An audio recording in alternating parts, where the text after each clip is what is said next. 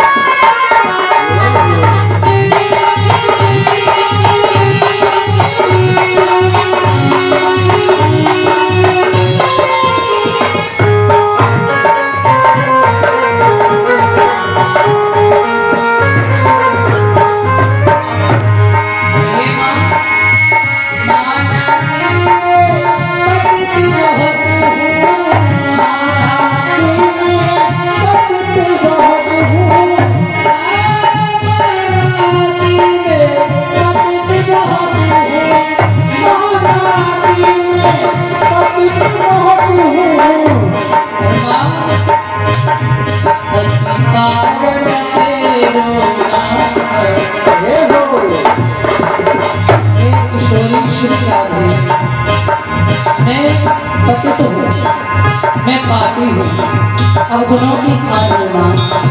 तू पतितों को भी पावन करने वाली है, इसलिए तेरा नाम है वर्षाने वाली, कृपा वर्षाने वाली। तो भक्त कहता है माँ, हम पतितों को पावन कर दो अपने चरणों की धूल से माँ। पति पावन तेरो नाम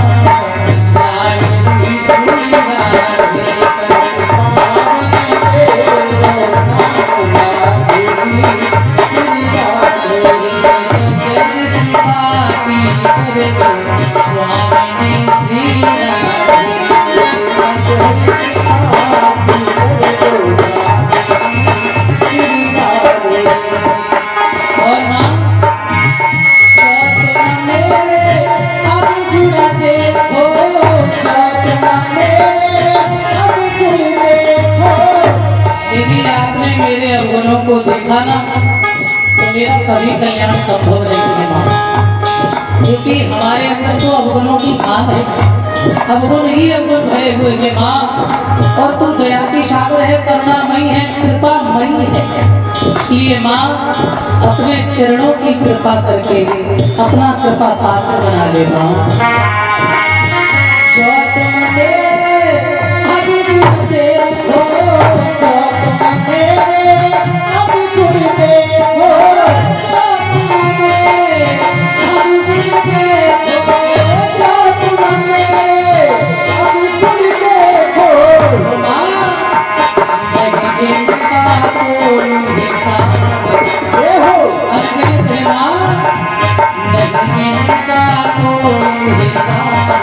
लाडली श्री राधे।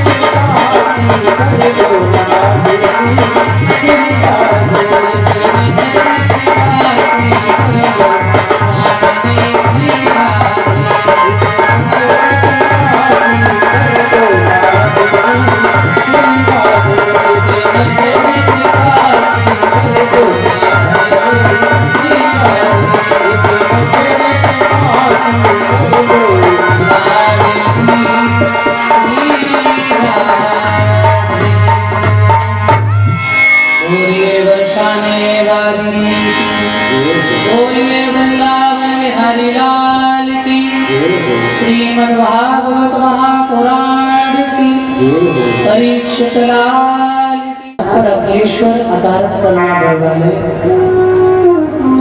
भक्तवांछात करो तड़ित बुलंदित पीताम्बरधारी श्री बालकृष्ण लाल की वाममय प्रतिमूर्ति श्रीमद्भागवत महापुराण सती अक्षुया के समान हमारी मातृ शक्तियां नन्हे मुन्ने बच्चे आदर योग्य सभी बुजुर्ग आदरणीय सम्माननीय हमारे संत जन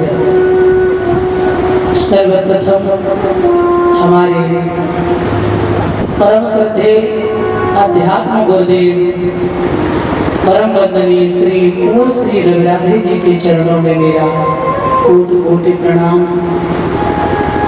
भागवत के पूज्य प्रधान श्री ठाकुर जी महाराज को मेरा बारंबार प्रणाम कोटि कोटि प्रणाम एवं भागवत के परम आचार्य श्री सुखदेव भगवान को हमारा प्रणाम अर्थात भागवत के परम रसिक श्रोता श्री हनुमान जी के चरणों में मेरा कोटि कोटि वंदन। सभी पिता तुल्य बुजुर्ग संत समाज को भी हमारा वंदन।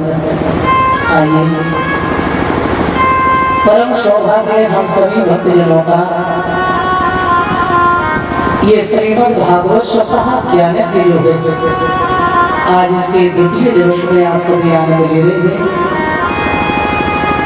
बड़ा ही देखिए भागवत जी की प्रथम में भागवत के महात्मा में एक बड़ी सुंदर बात कही है कि भागवत चीज क्या है। यदि आपने भागवत के महात्मा को समझ लिया तो आप समझ लेना पूरी कथा समझ में आ जाएगी। कैसा वक्ता होना चाहिए, कैसा इसका श्रोता होना चाहिए, भागवत को कैसे सुनना चाहिए, भागवत कराई क्यों जाती है, इसका महत्व क्या है, ध्यान देना। श्रीमद् भागवत अन्य और भी जो पुराण है हमारे, किसी में आपको पहली बात तो महाशब्द श्रीमद् भागवत महापुराण और एक और जोड़ दिया भागवत से पहले श्रीमद्। मद का मतलब क्या है और किसी पुराण में आपको नहीं मिलेगा, केवल भगवत गीता में और लिखा है श्रीमद् भगवत गीता बस। तो कहते हैं श्रीमद् भागवत श्री का मतलब है सम्मान सूचक, और श्री का केवल एक ही अर्थ नहीं है, श्री के और भी अर्थ है। एक श्री का मतलब है जो माताएं मांग में सिंदूर सजाती हैं। जब माता सीता श्रृंगार कर रही थी, सिंदूर सजा रही थी मांग में, तो भक्तवत्सल हनुमान जी महाराज जैसे मैया को देखे लाल लाल लगाते हुए सिंदूर, तो सोचने लगे, मैया से पूछने लगे, माँ ये क्या लगा रही हो? मैया ने कहा, बेटा इससे तुम्हारे भगवान प्रसन्न होते हैं, और दूसरी बात ये है इससे तुम्हारे भगवान की लंबी उम्र होती है। और ये जो माता का सबसे श्रेष्ठ श्रृंगार जो है वो क्या है? जरूरी नहीं है, ताम झाम तो बहुत बनाए जाते हैं, परंतु जो मेन श्रृंगार है माताओं का वो केवल सिंदूर ही है। और इसके बाद में सजावट तो हम लोग बहुत सारी करते हैं।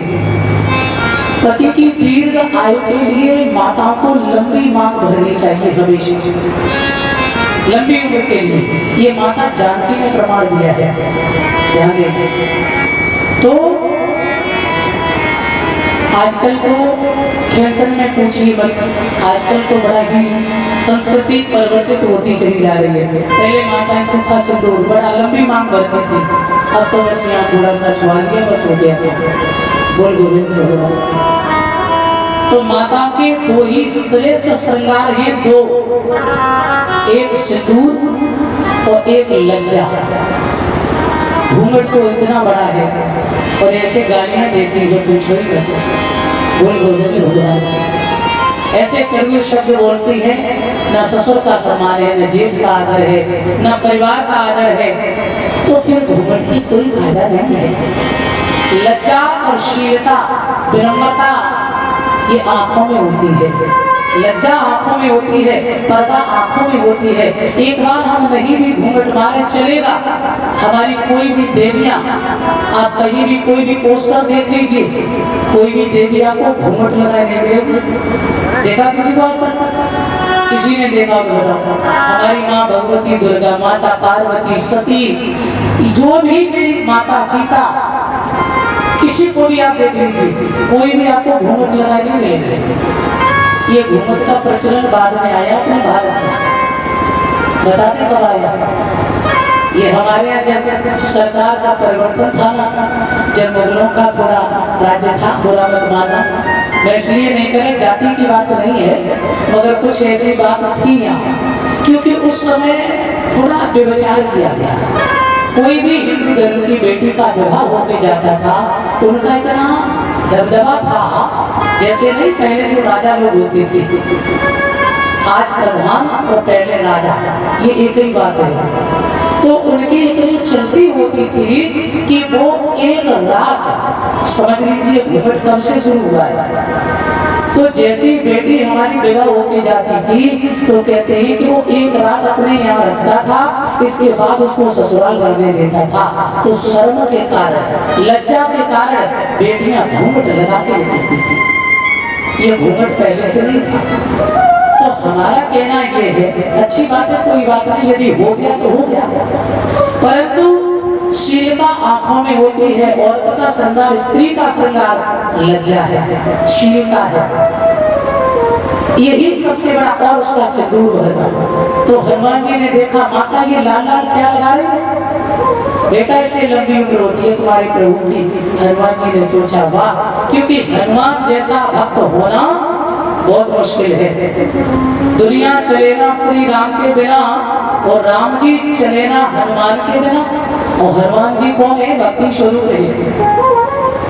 जैसे माता अपना श्रृंगार करके चली गई, हनुमान जी ने सोची मैया तो थोड़ा सो लगा रही है, और बात है भगवान जी की लंबी उम्र हो जाएगी, और जब मैं खूब सारा लगा लेंगे तो बहुत सारी उम्र हो जाएगी, भगवान की बहुत लंबी उम्र हो जाएगी।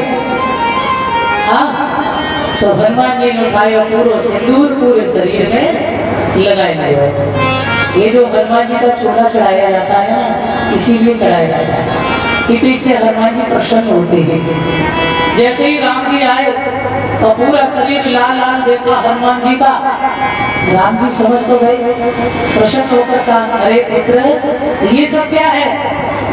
तो हनुमान जी ने मुस्कुरा के कहा, भगवान मैया लगा रही थी मांग में, तो मैया ने कहा इससे प्रभु जी की लंबी उम्र होती है। तो मैंने कहा जब इतने से लंबी उम्र होती है तो बहुत सारा लगा लेंगे तो बहुत सारी बड़ी उम्र हो जाएगी। भगवान ने लिया और अपने कमल दल से लगा लिया, अपने हृदय से लगा लिया हनुमान जी को। तो कहा धन्य हो तो हनुमान, क्योंकि हनुमान जैसा भक्त होना बड़ा मुश्किल है। सीना फाड़ के जिसने राम और सीता की दोनों की फोटो को दिखा दिया, मूर्ति को दिखा दिया, ऐसा काम तो श्री के अर्थ हम आपको बताएं। तो एक श्री सम्मान सूचक, एक श्री माता सिंदूर सजाती है, एक श्री हम लोग जो तिलक धारण करते हैं ये भी श्री है, एक श्री माता लक्ष्मी, भगवान ओम नाम परमात्मा भगवान विष्णु और उनकी धर्मपत्नी सीता जी यानी लक्ष्मी जी कौन है? बोले श्री। ये माता हमारी जो है ना ये भी श्री है, गृहिणी को भी श्री कहा जाता है। तो एक श्री संतों के नाम के आगे लगाते हैं, श्री श्री 108 फलाने महाराज, श्री श्री 1008 फलाने महाराज। तो इसलिए श्री के कई अर्थ हैं। श्री यदि क्षीण हो जाए ना, अभी अश्वत्थामा की कथा सुन रहे थे महाभारत में, उसकी जब श्री को क्षीण कर दिया गया और जिसकी श्री क्षीण हो जाती है ना उसका समाज में कोई मतलब नहीं रहता, वो तो ना रहने के बराबर है। श्री का मतलब जिसका सम्मान नष्ट हो गया, वो समाज में जीता है तो मरने के समान ही है। बोलिए गोविंद भगवान की। तो कहते हैं श्री मद, मद माने अहंकार। भागवत का पहला शब्द आता है भा से सुंदर भाव, और सुंदर भाव कब बनेगा? जब काया कुटिया में कोई विकार नहीं होंगे। अगर यदि जैसे कहते हैं ना, एक उदाहरण समझ लीजिए, किसी गाड़ी में 100 बोरा लादने की गुंजाइश है और उसमें आपने भर दिए 100 से 120, तो फिर वो टर्नओवर हो जाएगी, या तो वो गिरेंगे फैलेंगे या तो गाड़ी का इंजन सीज होगा। जो जिसके लायक है और जिसके काबिल है उतना ही उसके लिए आवश्यक है, और जो जिसके लिए बनाया गया है, ये काया कुटिया किस लिए बनाई गई है? ये केवल विकार भरने के लिए नहीं, संसार में काम करो लोगों को अहंकार भरने के लिए नहीं, इसमें सच्चिदानंद को बिठाने के लिए, इसमें गोविंद का वास हो, इसलिए ये सुंदर मानव देह भगवान ने दी, क्योंकि मानव देह बड़े भाग्य से मिली है। तो मजमान होता अहंकार, और शब्द पहला क्या है? भागवत भाव, भाव से सुंदर भाव। अब पहले से ये काया कुटिया काम क्रोध लोग मोह कचरा से भरी है, और जब कचरा से भरी है तो जो बताओ, हम लोग यदि भोजन करते हैं, भोजन करने के लिए हमें कोई गंदी थाली दे दे तो हमें कितना बुरा लगता है, अरे ऐसा भोजन दे दिया, क्या थोड़ा भी शऊर नहीं है? बोलते हो। अच्छा हमें ये बताइए, आपको जब इतनी स्वच्छता पसंद है तो वो संसार बनाने वाला तो कितना निर्मल है, कितना पवित्र है, तो उसको तो ये मंदिर सुंदर चाहिए ना, इसकी सफाई चाहिए ना, उसको चाहिए अंतःकरण की पवित्रता, अंतःकरण की शुद्धता। अंतःकरण की पवित्रता क्या है? इसमें काम क्रोध लोभ मोह अहंकार जो है, इन विकारों को बाहर कर दो और गोविंद को हृदय में बिठाओ। एक बार जयकारा लगा जोर से, बोलिए गोविंद भगवान की। इसमें भगवान को बिठाओ मेरे सज्जनों, और जब अहंकार भरा होगा तो भगवान नहीं आ सकते हैं। एक ही काम हो सकता, जहाँ अहंकार वहाँ भगवान नहीं, और जहाँ भगवान है वहाँ अहंकार नहीं है। तो पहला ही शब्द है भाव, भाव से सुंदर भाव। सुंदर भाव तभी होंगे जब काया पवित्र होगी, मन मेरा ठीक होगा, इसमें अवगुण नहीं होंगे, सुंदर भाव। और दूसरा शब्द आता है दासे ज्ञान। कथा प्रांगण में आने से पहले आपको 2 घंटे बैठना, 3 घंटे बैठना है, पर सावधान होकर के बैठना है। भले ही आपके अंदर कोई भी अवगुण है, परंतु यदि कृपा की है ठाकुर जी ने, तो जब इसमें प्रवेश करो तो सब बाहर त्याग दो उतनी देर के लिए। तो ये सच है, ये कथा आज भी कल्याण करती है। यदि पहले कल्याण किया है सुखदेव ने सुनाई ये कथा संसार का विषय नहीं है। ये सर्वप्रथम का किसने किसको सुनाई है? ये कथा थी भगवान नारायण के पास, वो केवल 4 श्लोक में बस। और नारायण ने ब्रह्मा जी को सुनाई, ब्रह्मा जी ने नारद जी को सुनाई, नारद जी ने व्यास महाराज को सुनाई, व्यास जी ने 4 मंत्र की भागवत को 18,000 मंत्रों में विस्तृत किया।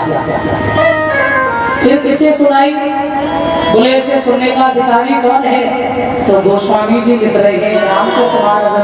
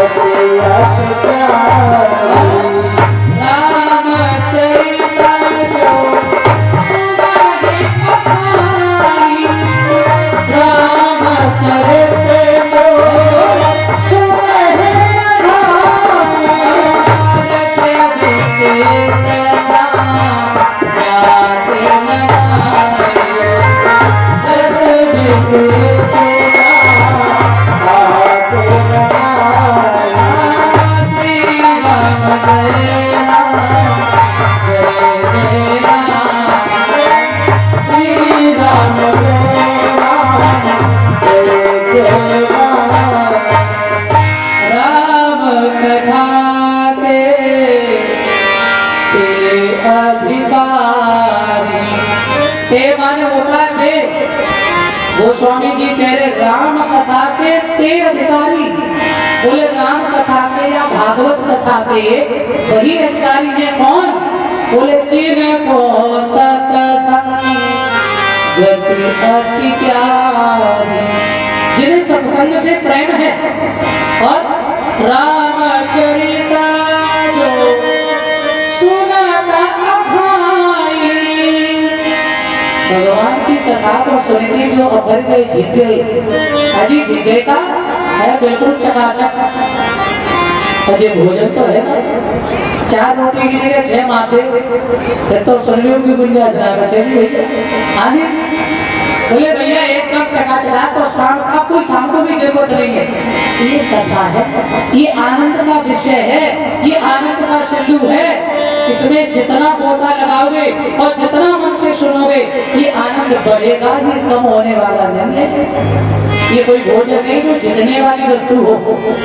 राम कथा कहते अधिकारी और जिनको सतसंगति अति प्यारी। राम चरित जो सुनई अभाई और रस विशेष जानाते न नाई। बहुत से लोग ये कहते मैंने अपने जीवन में बहुत कथा सुन ली, जी मैंने 100, 200, 500 कथा सुन डाली। क्या कहते 100, 200, 500 कथा सुन डाली। पीछे तो शब्द बड़ा अच्छा जोड़ देते हैं, सुन के वो डाल दी। इसका मतलब सुनी नहीं आपने, डाल दी। बोल गोविंद भगवान की। अच्छा मैं एक आपको बात बता दें, जो ये कहता है कि मैंने बहुत कथा सुन ली, अभी परसों तो नहीं भंडारा गया, अभी नर्स माँ भयो, अभी नाम हो रही थी बहुत कथा सुनी, नहीं कथा रोज वाली नहीं है। और एक बात ध्यान में देना, ये सच है कि ये कथा नित्य नया जीवन देती, नित्य नया आपको मिलेगा इसे सुनने को। यदि आप सच्चे श्रोता हैं तो ये गारंटी की बात है कि आप ये बात कभी कह नहीं सकते कि हमने बहुत कथा सुन ली। और जो ये कहता है कि मैंने बहुत कथा सुन ली है तो उसने जीवन में अभी कथा सुनी नहीं है। ये तो वो कथा है आनंद जहाँ भर देती है। आनंद कोई घटने की वस्तु नहीं है, ये सुपरलेटिव है, मोस्ट पॉजिटिव डिग्री, कॉम्प्लेटिव डिग्री और सुपरलेटिव मोस्ट। इसमें तो बढ़ता ही है मामला, घटने वाला थोड़ी है। हाँ अभी मैं आपको बताएंगे, ध्यान देंगे। तो ये आनंद का सागर है, जितना बढ़ोगे और जितना इसमें डूबोगे उतना ही आनंद और बढ़ेगा। ये उड़ाने वाला विषय नहीं, अध्यात्म विषय है। तो इसलिए इसको तो मन से सुनिए, चिंतन करिए, इसका जीवन में उतारिए, सुन के डालिए मत, उसको अंतःकरण में रखिए। तो ये कथा कल्याण करेगी। भागवत सुंदर भाव दासे ज्ञान वासी वैराग्य और तासे तपस्या, चारों चीजें से अंदर भरी भक्ति ज्ञान वैराग्य और तप।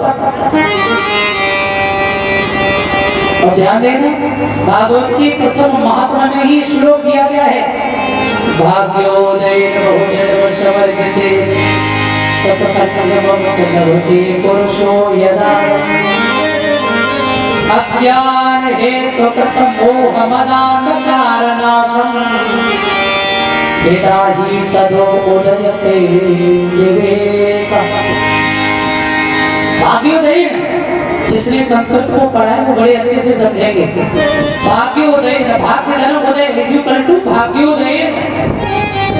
भाग्योदय बहुजन्म कहते हैं ना, बहुत जन्म के समर्जितेन, ये हिंदी में क्या कहते हैं, समर्जितेन माने इकट्ठा होना, एकत्रित होना। भाग्योदय बहुजन्म समर्जितेन, तो ये जीव के जब करोड़ों जन्मों के पुण्य उदय होते हैं, इकट्ठे होते हैं, तो क्या होता है, सत्संगम चलते पुरुषो यदा वै। कहते हैं भैया जब करोड़ों जन्मों का मेरा पुण्य उदय होता है तो हमें सत्संग सुलभ होता है, और जब सत्संग सुलभ होता है ना तो सत्संग से क्या होता है, कहते हैं तदो उदयते विवेका। और हमारे अंदर जो विकार भरे हैं मोह मदान्धकार नाश, अज्ञान हेतु, अज्ञान हेतु कृत, अज्ञान के हेतु क्या है, काम क्रोध लोभ मोह अहंकार। तो ये जो अज्ञान के हेतु है इनका नाश हो जाता है और हमारे अंदर सुंदर विवेक की जागृति हो जाती है। और बाबा ने लिखा है आपनो सत्संग विवेक न हो, सत्संग विवेक न हो, बिना सत्संग विवेक न हो, बिना सत्संग विवेक न हो। राम कृपा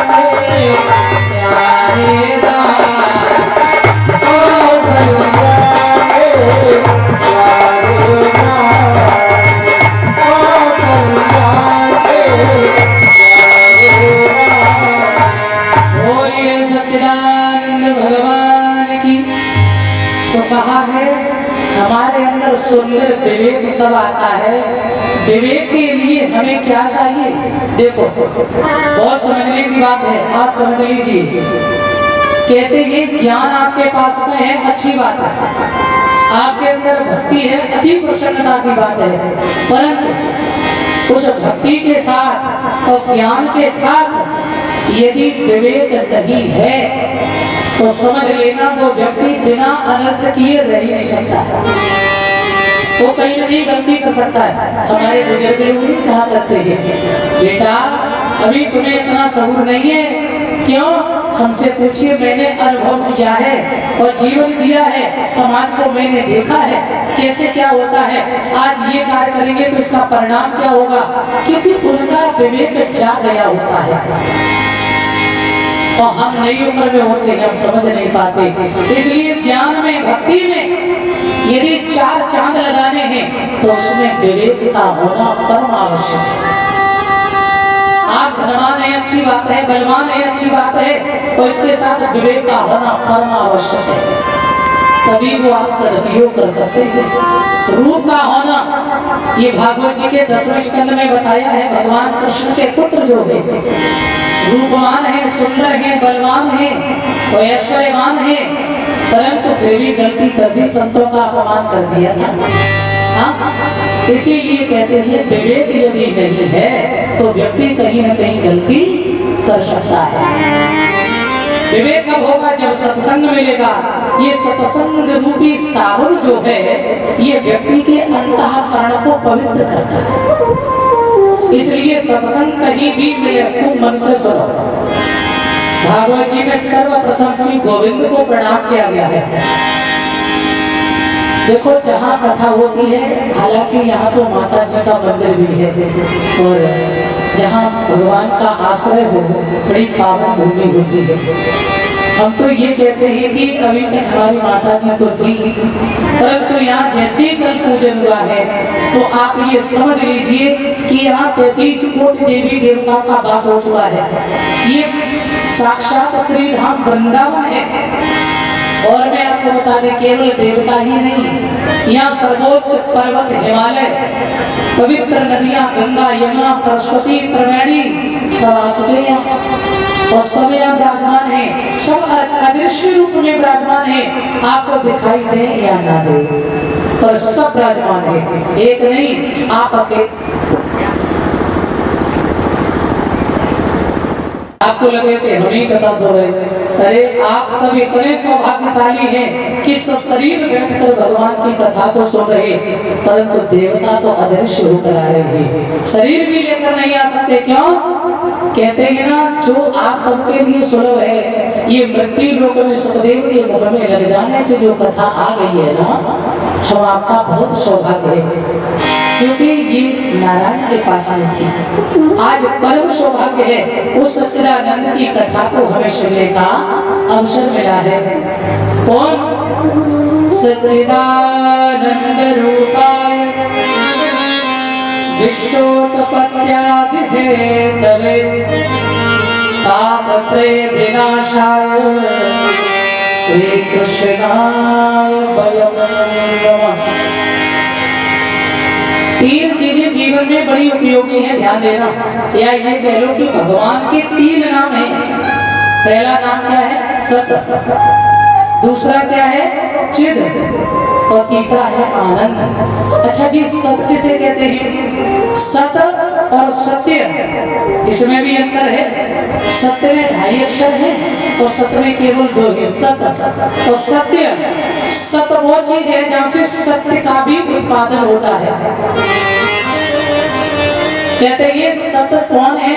बोले सत्य हमारा परमात्मा है, शिवाय भगवान के दूसरा कोई नहीं। सत्य का मतलब ये है, हम संसार में जितना भी वैभव देख रहे हैं, एक दिन इसका नाश होना है। ये जितने भी आपको मॉडल दिखाई दे रहे हैं ना, इन सबकी एक अवधि है, सबका एक समय निश्चित है कि फलाने समय फलाने को जाना है और हर किसी को जाना है।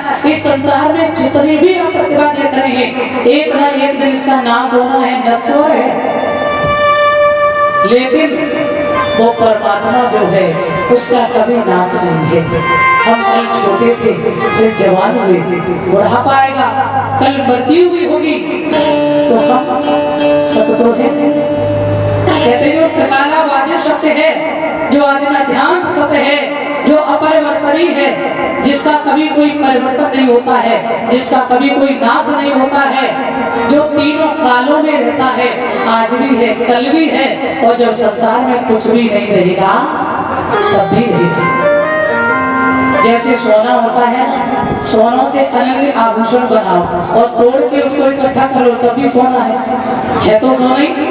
ऐसे ही वो सत है तो सत का कोई परिवर्तन नहीं होता है, कोई उसका नाश नहीं है। नंबर 2 चित्त माने प्रकाश। कहते हैं ये हमारी आंखें जो है ना ये पराधीन है और वो परमात्मा अपने में स्वाधीन है। ध्यान देना, सूर्य में प्रकाश है तो उसी की कृपा से, चंद्रमा में चैतन्य है तो उसकी कृपा से ये सारा विश्व प्रपंच जो चल रहा है ना केवल उसकी इच्छा मात्र से। इसलिए उस परमात्मा का नाम है चिद, वो अपने में प्रकाश स्वरूप है। ऐसे करोड़ों सूर्य उसके सामने खड़े कर दिए जाए फिर भी रोशनी कम पड़ जाएगी। हम पराधीन है वो स्वधीन है। और नंबर 3 आता है आनंद। अब देखो आनंद की बड़ी विचित्र परिभाषा है। कुछ लोग भोजन करते हैं, बढ़िया मिल गया तो भैया और बताया आनंद ही आ गया, पूछो ही मत। मटर पनीर शाही पनीर खाने को मिल गया और बताओ जी है, पूछो ही मत, चकाचक आनंद आ गया। ये आनंद नहीं है, ये आनंद की परिभाषा नहीं है बंधुओं। कहते हैं जो आनंद सिंधु सुख राशि सी कर देत है लोक सुखासी, जो सुख धाम राम असनामा। जिस आनंद के सिंधु से एक बिंदु भी किसी को प्राप्त हो जाती है तो सारा विश्व प्रपंच आराम विराम विश्राम का अनुभव करता है। आनंद, आनंद कौन है? नंद घर आनंद भयो जय कन्हैया लाल की, और अवध घर आनंद भयो जय राजा राम की। तो राम ही आनंद है, कृष्ण ही आनंद है और आनंद ही कृष्ण है। आइए बोलिए भाव से, ओ प्रभु प्यारे से जिसका संबंध है। आनंद क्या है? ओ राम प्यारे से जिसका संबंध है उसे हर घड़ी आनंद ही आनंद है। राम प्यारे से जिसका संबंध है उसे हर घड़ी आनंद ही आनंद है। राम प्यारे से, श्याम प्यारे से जिसका संबंध है उसे हर घड़ी आनंद ही आनंद है।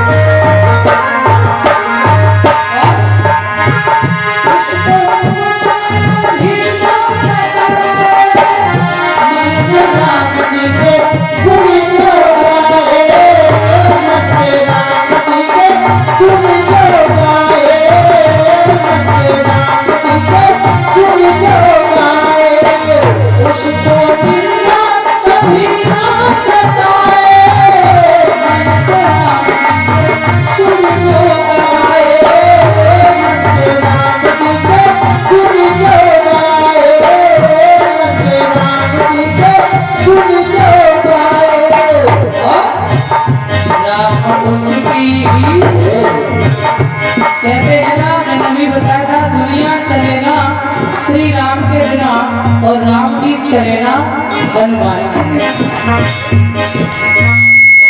राम उसकी ही बताया, राम किसकी मुट्ठी में है?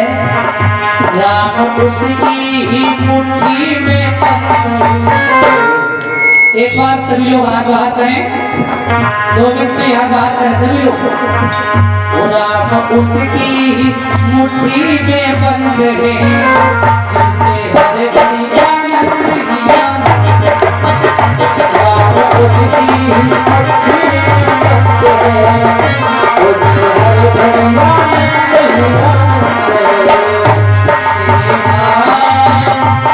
आनंद ही आनंद।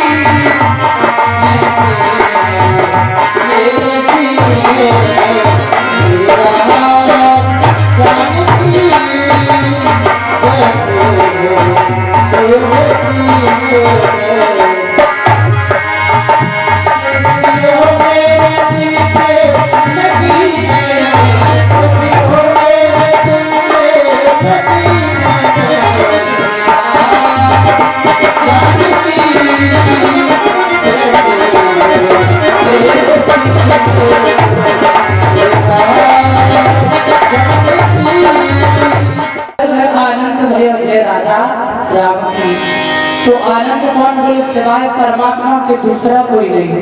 तो हम लोग कहाँ ढूंढ रहे, समोसा में, जलेबी में, पिज्जा में, बर्गर में, दाल फ्राई, सब मतलब चकाचक आनंद आ गया भाई।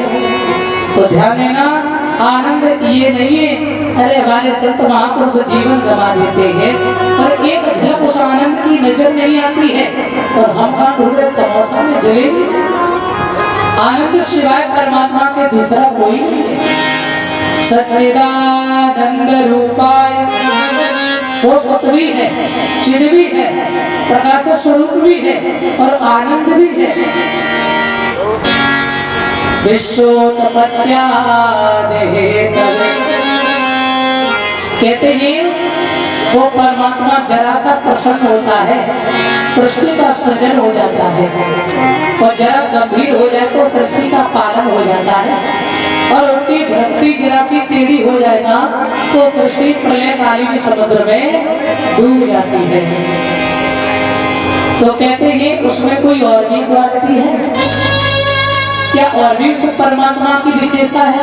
आज ही बहुत अच्छी, क्या अजी तीसरी विशेषता है तापत्रय विनाशाय। 3 प्रकार के ताप जो है, दैहिक, दैविक, भौतिक तापा।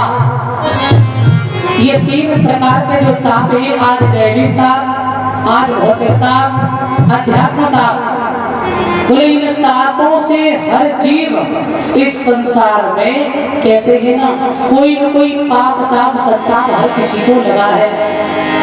कोई तन दुखी, कोई मन दुखी, कोई धन में न रहता उदास, थोड़े थोड़े सब दुखी और सुखी राम को दास। अच्छा सब परेशान है, कोई तन से, यदि धन है तो तन ठीक रहेगा और तन ठीक है तो धन नहीं, बड़ी मुसीबत है। कोई तन दुखी, ध्यान देना, फैक्ट्रियां चल रही हैं और टर्न ओवर हो रहे हैं, गाड़ियां चल रही है और इतना सुंदर वैभव है, परंतु श्रीमान जी शाम को मूंग की दाल के साथ घुलका खाते हैं। अजी सेठ जी महाराज आपका तो इतना वैभव है, आप तो जो चाहो बढ़िया है, बढ़िया मिठाई खाओ, बढ़िया रोटी खाओ, ये सब ये बोले क्या बताए महाराज, डॉक्टर ने मना कर रखा है, थोड़ा घी खा लेंगे ना तो प्रेशर हाई हो जाएगा, बीपी बढ़ जाएगा, और यदि मिठाई खा लेना तो डायबिटीज बढ़ जाएगी। बोल के अजीब धन तो दिया है पर भगवान ने जवान बंद कर रखी है। कोई तन दुखी, देखो धन है खूब है भंडार, जवानी काम ना करी, खा लेंगे तो नुकसान कर जाएगा। तो कोई तन दुखी, तन से परेशान, कोई मन दुखी। पिता का बड़ा सुंदर वैभव है, एक ही बेटा था किसी व्यक्ति का, समाज में बड़ी प्रतिष्ठा, बड़ा नाम, बड़ा धन, और वो इकलौता बेटा है, अच्छे घर से शादी करेंगे और ऐसे थोड़ी हवाई जहाज से बारात लेके जाएंगे। मकान में डिस्टर्बर चल रहा है, तैयारियां चल रही है, शादी के 2 ही 4 दिन बाकी थे कि लड़का घर की नौकरानी को लेकर के,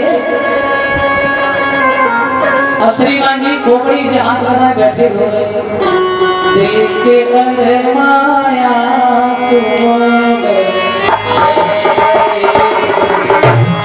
दिल के अरमाया सो गए। हम वफा करके भी तन्हा रह गए, हम वफा करके भी तन्हा रह गए। अरमाया सो गए,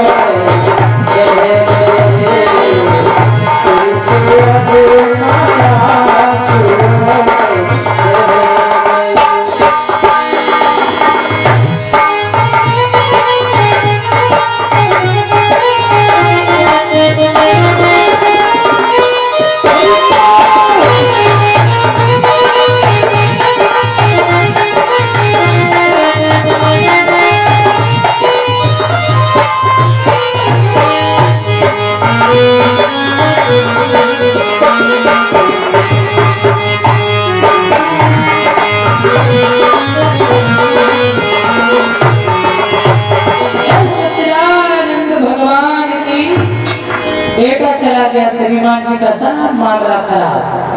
सर से हाथ लगा के चिंतित बैठे रो रहे हैं, दिल के अरमान सो गए। अरे कितने बड़े बाप थे और बेटा ने 2 मिनट में सब धूल में मिला दिया।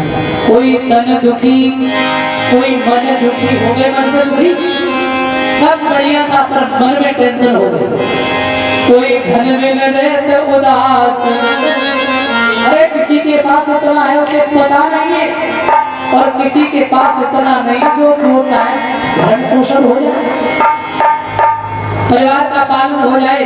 25-25 मंजिल में लटक लटक करके मेहनत कर रहे हैं और फिर भी बच्चों का पालन पोषण नहीं हो पा रहा है। तो कहाँ है कोई तन दुखी, कोई मन दुखी, कोई धन में न रहता उदास, और थोड़े थोड़े सब दुखी सुखी राम को दास। ये सब परेशान है क्या संसार में सबको पाप ताप सता रहे, और सर्व सुखी कौन है? बोले सच्चिदानंद के चरणों का भक्त दास। इसलिए प्यारे तो कहते हैं तापत्रय विनाशाय, तीनों तापों को नष्ट करने की सामर्थ्य है किसमें? हमारे प्रभु सच्चिदानंद में। बोले ऐसे प्रभु को हम प्रणाम करते हैं। तापत्रय विनाशाय श्री कृष्णाय वयम्, ऐसे प्रभु को हम प्रणाम करते हैं। और केवल मैं नहीं, वयम् नमः, ये बहुवचन क्रिया लगी यहाँ, वयम् नमः। बोले हम सब भक्त मिलकर के उन्हें प्रणाम करते हैं। बोलिए गोविंद भगवान की। और भागवत के आचार्य कौन है?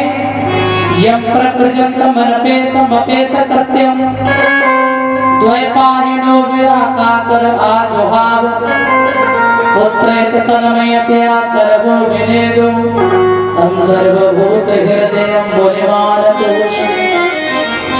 यम प्रप्रजंतम अनपेतम अपेत कृत्यम द्वैपायनो विराकातर आजुहाव,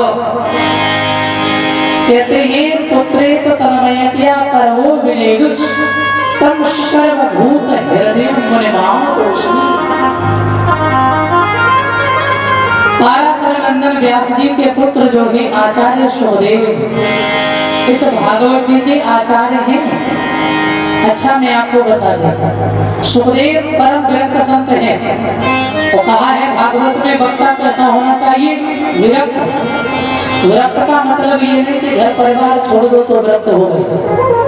विरक्ति का मतलब ये है कि सबके बीच में रहकर भी सच्चिदानंद का भजन करना, सात्विकी जीवन जीना, धर्म पर चलना, धर्म का पालन करना, भगवान को हृदय में बिठा के रखना। अब आजकल वक्ता देख रहे, श्रोताओं से कहेंगे भैया साधक बनो, अच्छे बनो, संत बनो, और धूम्रपान मत करो, बढ़िया बनो, साधना करो। और खुद ही तो व्यास जी शाम को जाकर शुल्का लगाते हैं। हाँ, कहा है कृष्ण से आसीन सखा पश्चात ब्राह्मणो ब्रह्मवेत्तमः विरक्तः क्रियार्थेषु प्रशांत आत्म जितेंद्रिय।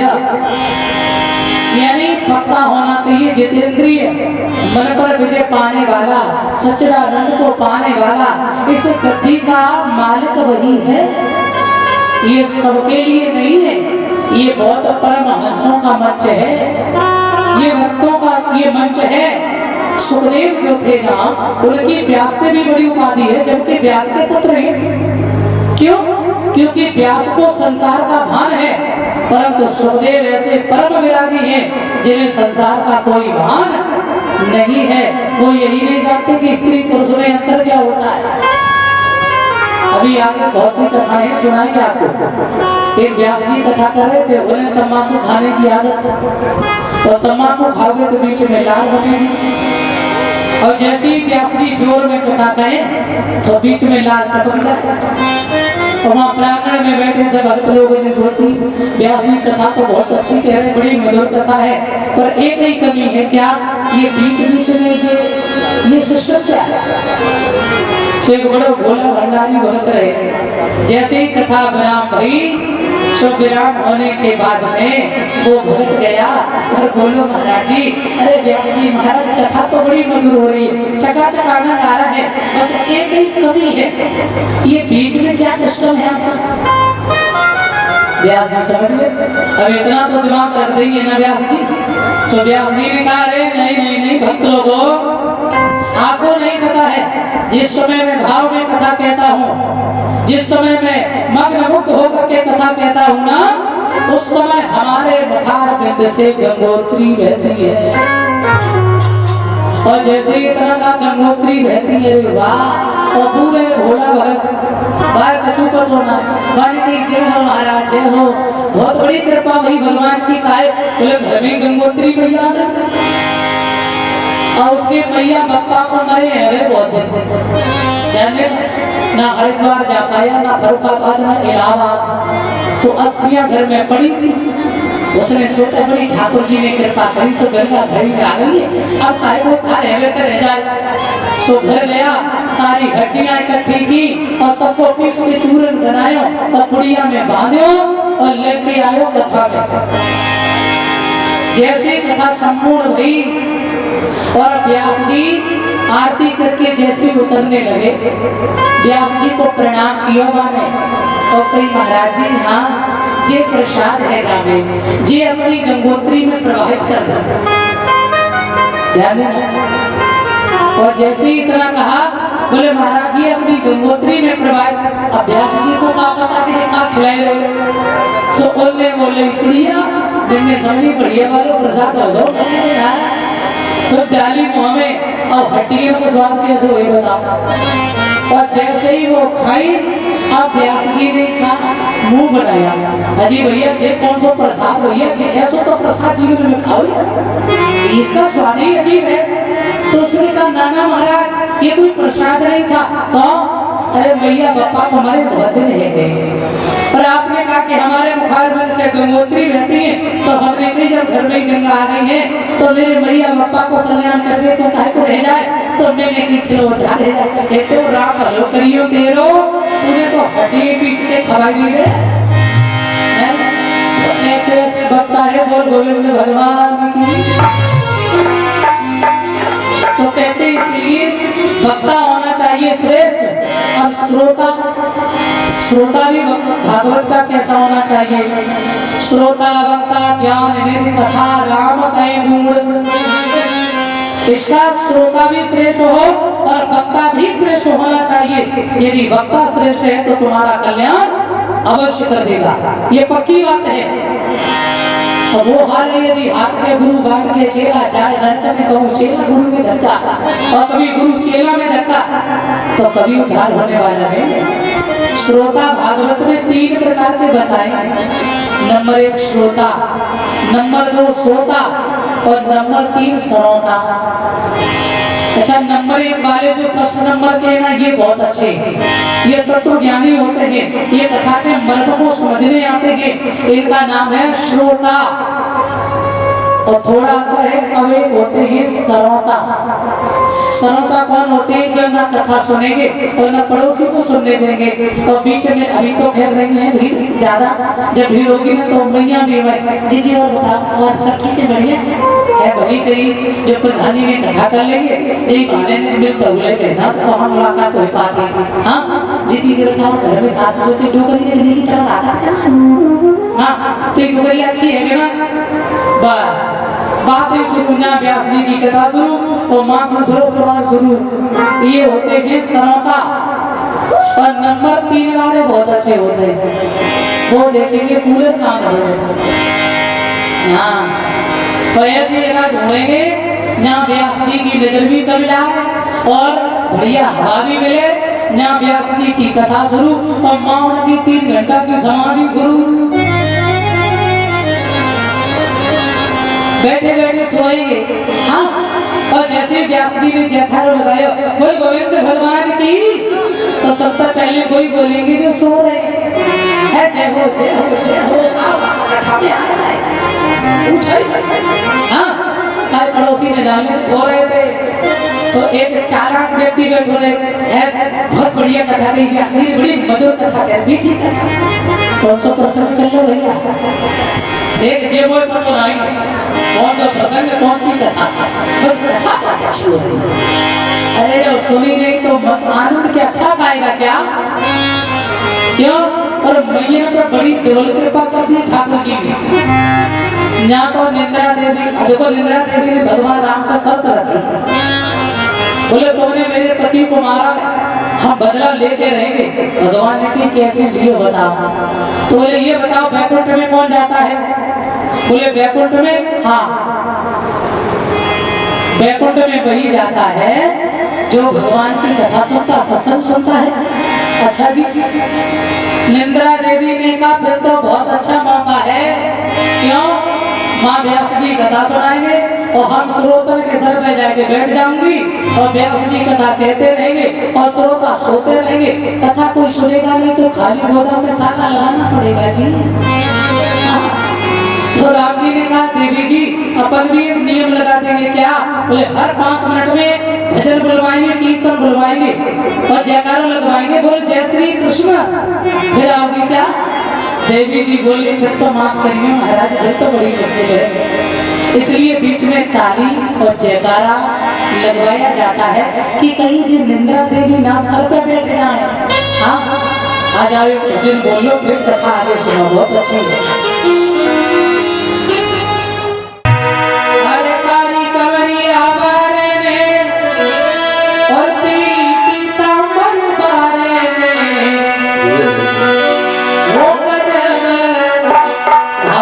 सभी लोग बोले ताली बजाते ओ गजब करे डारोरी जकारी कमरिया डारोरी जकारी